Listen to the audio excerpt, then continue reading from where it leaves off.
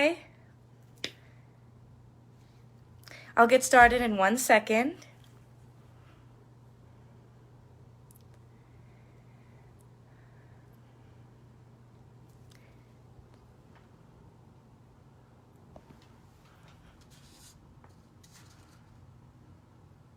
And I'm going to have the camera flipped again, so I won't see if there are any questions. If there are questions, please leave them in the comments and I will answer them afterwards, since I won't be able to see them during the video. Okay, well, I'm going to flip the camera now. So, I've got my little setup here.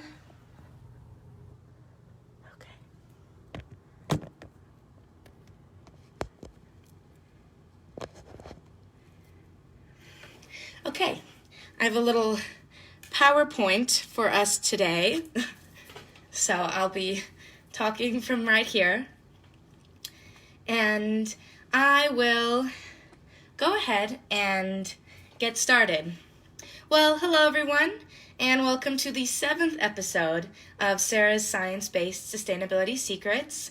I'm so glad to have you all here and those watching the video afterwards.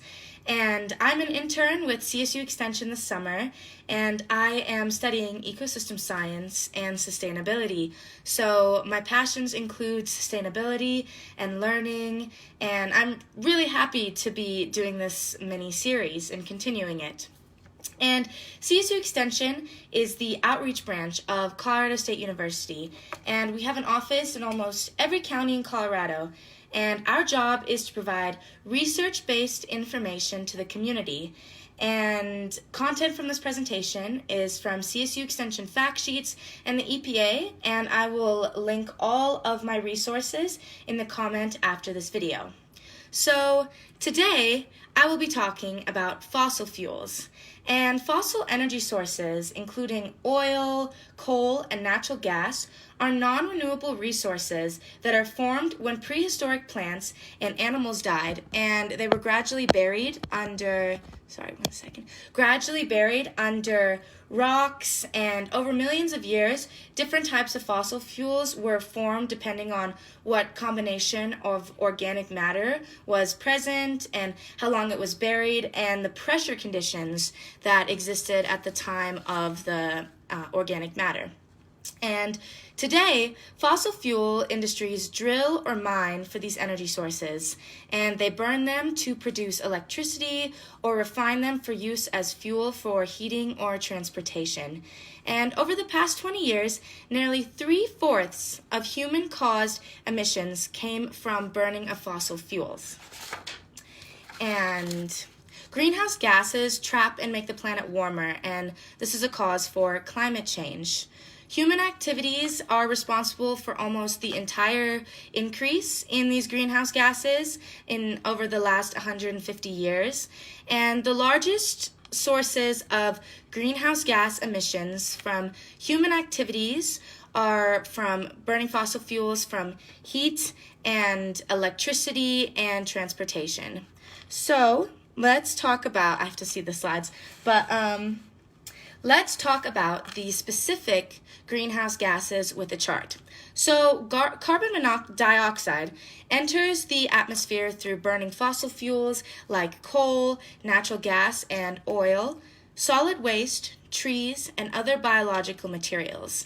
And it is also the result of certain chemical reactions like mixing cement for sidewalks. And carbon dioxide is removed from the environment and the atmosphere when it is absorbed by plants, and this is a part of the biological carbon cycle. And so methane is emitted during the production and transport of coal, natural gas, and oil.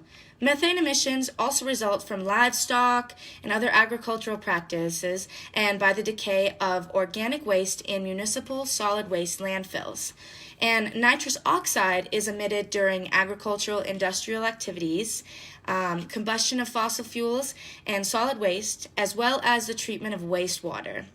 And hydrofluorocarbons is a powerful greenhouse gas, and it's emitted through a variety of industrial processes also.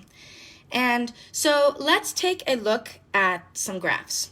So, since 1990, the gross U.S. greenhouse gas emissions has increased 3.7%. And from year to year, emissions can rise and fall due to changes in the economy, the price of fuel, and other factors. And in 2018, the U.S. greenhouse gas emissions increased compared to 2017 levels. And this is due to a colder winter causing people to use more heat, warmer summer using more air conditioning.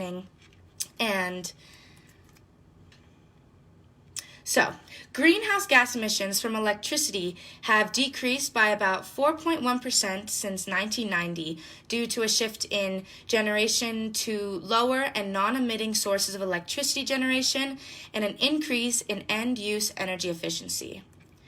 In 2018, greenhouse gas emissions from transportation accounted for 28.2% of total U.S. greenhouse gas emissions, making it the largest contributor to U.S. greenhouse gas emissions. And in terms of the overall trend, from 1990 to 2018, total transportation emissions have increased due to the increased demand for travel, and the number of vehicle miles traveled has increased by 46.1% from 1990 to 2018 from a mix of factors including population growth, economic growth, urban sprawl, and periods of low fuel prices.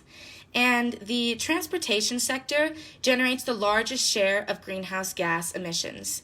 Greenhouse gas emissions from transportation primarily come from burning fossil fuels for our cars, trucks, ships, planes, trains, all of that. And over 90% of the fuel used for transportation is petroleum-based, which is primarily gasoline and diesel. And electricity production generates the second largest share of greenhouse gas emissions. And approximately 63% of our electricity comes from burning fossil fuels, mostly coal and natural gas.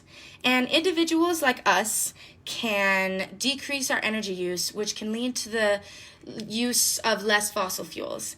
And air pollution from energy production leads to acid rain and excess greenhouse gases and health risks. So one important step you can take to minimize your airborne pollution is to conserve energy. And you can do this by turning off the lights, computers, televisions, video games, and other electrical equipment when you're not using them. And buying equipment that uses less electricity, including lights, air conditioners, heaters, refrigerators, and washing machines. And low-flow shower heads can have a payback period of less than 1 year. And according to the EPA, switching to LED light bulbs can save you thousands of dollars on solar. If a home with 30 incandescent light bulbs switched to LED, it could save you $4,500 on the upfront cost of solar array. And you can limit your use of air conditioning. And in my last video, I had a lot of energy saving tips. And if you want to check out that video, that has a lot of tips that you can also use for decreasing your energy usage. And the next thing to do is to minimize your miles in the car. And driving cars and trucks also produces a significant amount of nitrogen oxide emissions. And vehicle fuel is the #1 source of carbon emissions for the average Colorado household. And Coloradans drive an average of 25,000 miles a year, according to Your Energy. And to help cut down on air pollution from cars, you can consolidate your trips or carpool, take public transportation such as buses or trains, and when possible, walking or biking are also good options.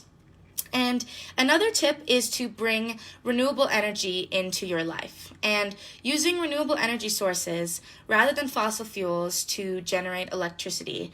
And I will attach a summary of whether or not solar is worth it for you and your household. They take into account, cost and benefits, that kind of thing. And we have the power in our own hands to make changes that will help our environment. And for more ideas on energy conservation, you should check with your local energy utility website or talk to your local Colorado State University Extension office.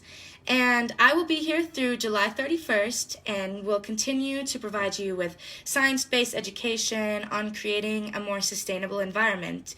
And since I can't see the screen right now because the camera is flipped, please leave any questions in the comment box and I will answer them, or send a message to the Arapahoe County Master Gardeners Facebook page.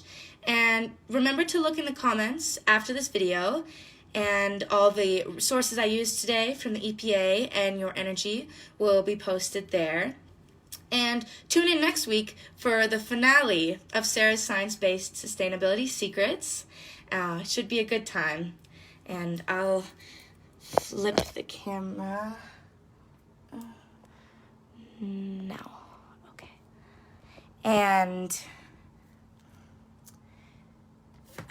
if anyone has any questions, leave them or you can ask them now or leave them after the video, and I will get back to you. And yeah. Well, all right, thank you. Talk to you next week, and have a good weekend. Goodbye.